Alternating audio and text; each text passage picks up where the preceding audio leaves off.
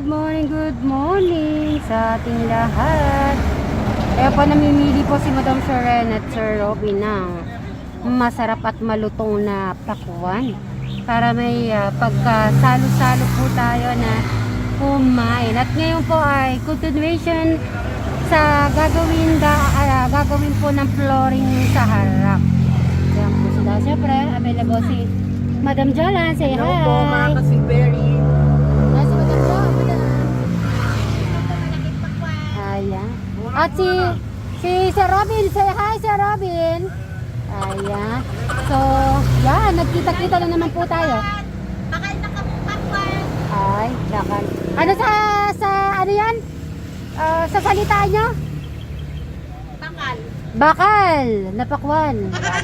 Ah, Ayun. Manggugulo na naman po ang aking mga angels.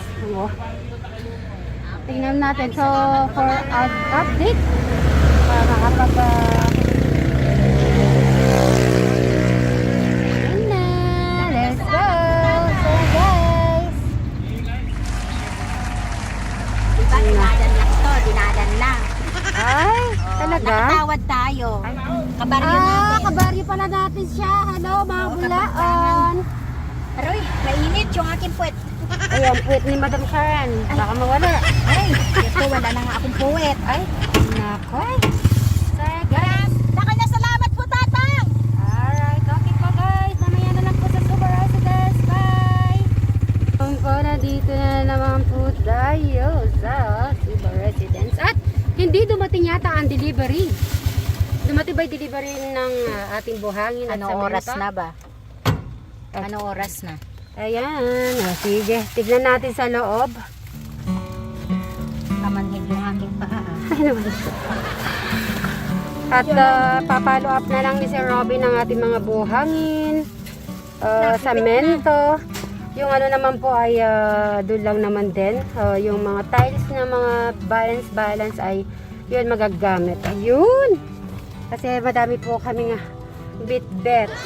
At tignan natin kung ano yung mga dapat natin na magawa dito. Ay, tignan ko kung kumusta na yung ano. Kung hindi basag-basag. Okay. Okay. So, kailangan po natin mabasa. Hindi na ano yung yung delivery, wala. Papalo up mo. Babasain natin to. Magano muna po tayo ng breakfast at saka lunch. Sama-sama na.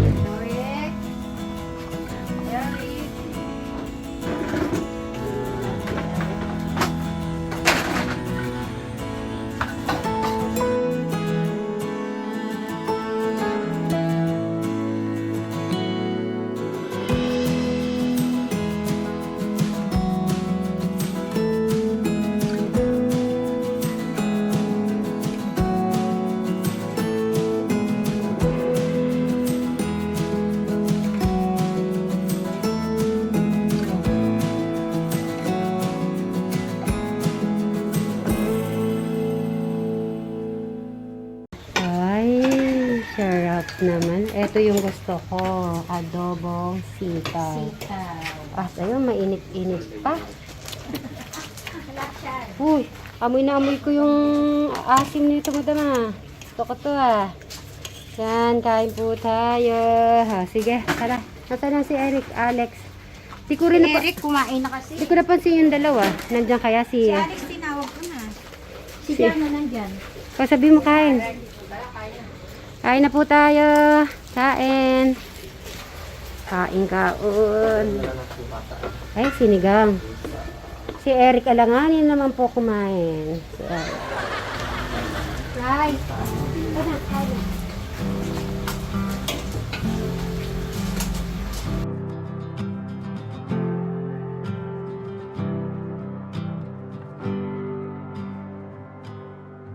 When the highs feel low Ay, sarap. and my weakness shows, you are always by my side. When I'm lost at sea, where the waves waves break free, you are there to be my guide. Oh, when a road leads home. Oh, when the night finds the dawn. Oh, when the land finds the sea, like your love's finding me. Oh, you make me believe.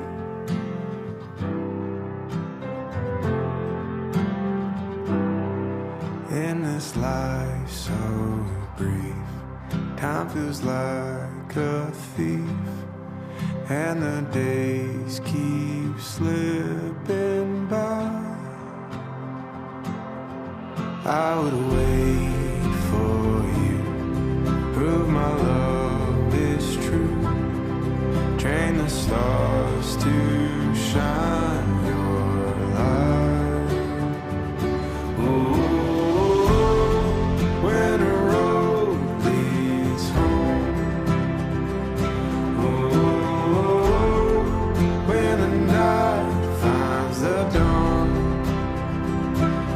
Ooh, when the land finds the sea, like your love's finding me. Oh, you make me believe.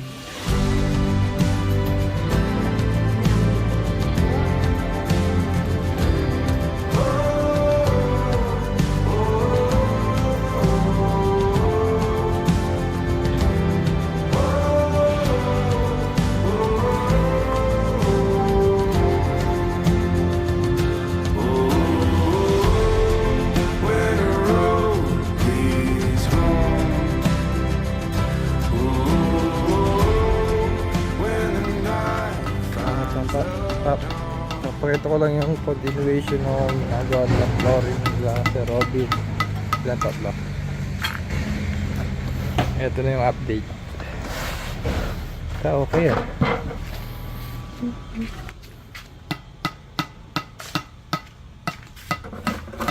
Kuya Brian, Oh. ano mo kaya?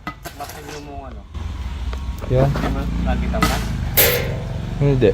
Yung isang plastic. Hindi. Ayun, napunta yun.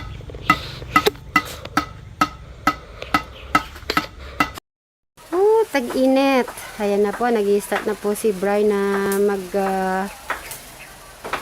putol-putol. At saka yung bukid. Diba? Sobrang init po. Ayan. Sobrang init po, oh. Hindi ko alam ilang degree ba. Ilang degree ngayon? 46? Sobrang init.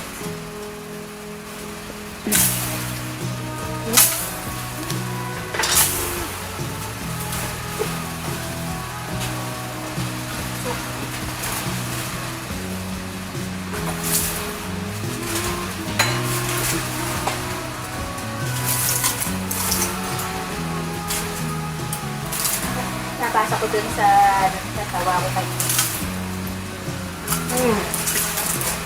Ayaw mo.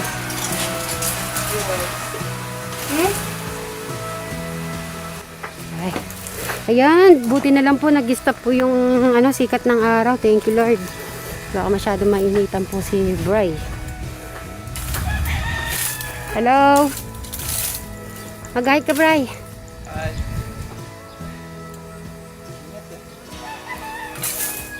para pala rito. Nakasara. So ayusin na pala yung yung tubigan. Sabihan mo ako para makakuha tayo ng isang magaling na magbungkal. Oo, yung para tubigan. Yan talagang tubigan. Tapos space na lang natin yung konti ng isa sa gulay. Ayan na, nagkakatubig na po. Kaya ayan, nag-aayos na po si Bri. Para ito ay magiging ng basa.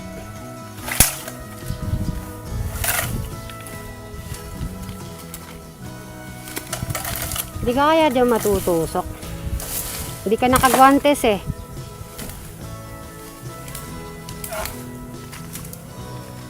Wala bang ano dito? Snake? Tinek? Uy, nagkatubig yung ano. Tignan natin. Ay, nagkakabasa na rin pala. May ano na dito, basa-basa. Ay si Trisha, si Bap-Bap. Hi, Bap-Bap, Trisha. Ay, sila. Naku, ang labong-labong po yung ano po ni Bray, oh. Hindi, tsaka di ba sinabi naman ni Tatang tsaka Inda, pag kailangan mo yung kabota, kukunin lang natin doon. Nasa likod lang naman ng bahay. Ay, libre. Oo. Oo.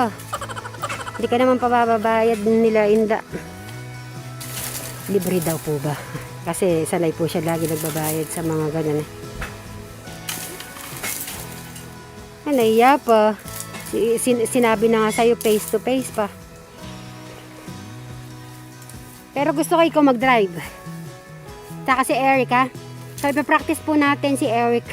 Siguro naman sa 3 years, itong ano na to, pwede nang ma-practice natin si Eric sa bukid. Para sa ganito, para matutunan niya din po kung wala pa talaga siya naiisip kung anong gusto niyang gawin business. So, ano na natin siya, ipasok na natin sa ganitong trabaho. Bago po mag-closing, nagprito muna po si Madam Soren ng, anong tawag dyan, Madam? Lumpia. Ang sarap kasi po na sausaw sa suka. So, tignan na natin. Yung table, ayaan lang ng ganito siya kasi para bukas, hindi na lang natin lalatag ulit. So, yan, nagko-closing na po tayo. Closing. Ayan, linis. Closing dito. Ayan, kanina to ay nawalisan ko na ng konti ito. So, tinanggal ko yung mga mga dahon-dahon. So, check natin ang ayun. Ayan na. Si Brian nag-aayos po ng bodega. Ay. Siguro yung hindi na kailangan dyan, yung mga hindi na kailangan or may iyan na natin dispose. Para yung ibang mailalagay natin, dyan na lang din, yung ibang mga gamit. Ayan, ganda na po. Ayan na po guys. Ang ganda-ganda na. Ang cute. Ayun si Eric nagre-rest na din po siya. Titignan ko nga kung anong ginaano mo dyan. So, nagkulang na isang semento. Kailangan pa natin na bumili ng po ako dito sa bodega ni Bray.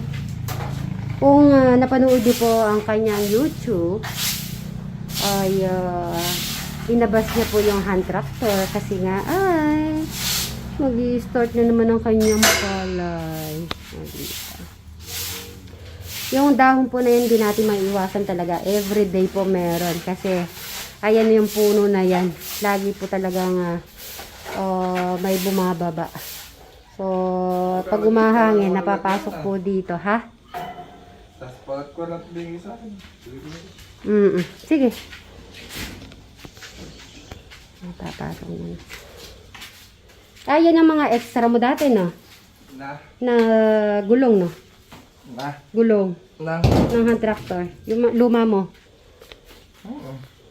Talagang, hindi po talaga bibitawan po ni Bri po yan. Yung mga dati niyang. Ano ba? Ito ba? Ano ba to, Bri?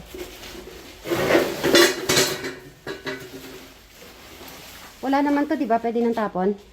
Tabi. Hindi na magagamit to. Masabay ko na masunog doon. Nakakadami na ng basura. Sige. Ang gawa ko ng post, hindi ko nabubuo. Pag ano yan, hindi na masyado maalikabok, Bri. Pag natapos na natin samento na yan, ano na lang, dire-diretso tayo sa, wash out agad yan, tubig. At ano lang, yung parang ginagano lang natin.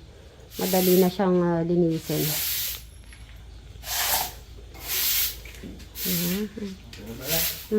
Ayan, ipunin mo na lang. Panahon pa ng hapon. Minsan kasi no, mga memories din, kaya mahirap din i-let go yung ibang bagay talaga. Ako naman dati ganun din ako, kaya lang minsan isip ko na naaalala ko lang. Kaya minsan kung talagang hindi ko na ginagamit, let go ko na talaga.